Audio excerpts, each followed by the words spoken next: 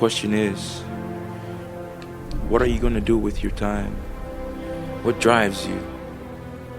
Greatness. Greatness is a lot of small things done well, day after day, workout after workout, obedience after obedience. Yes, of course, it'll hurt. It'll take time.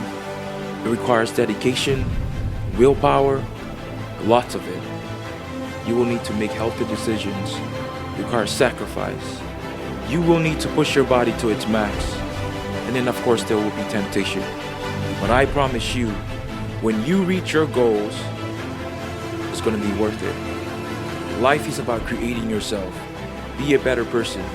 Learn from your mistakes. Be good to everyone. And help others to become the better person every day.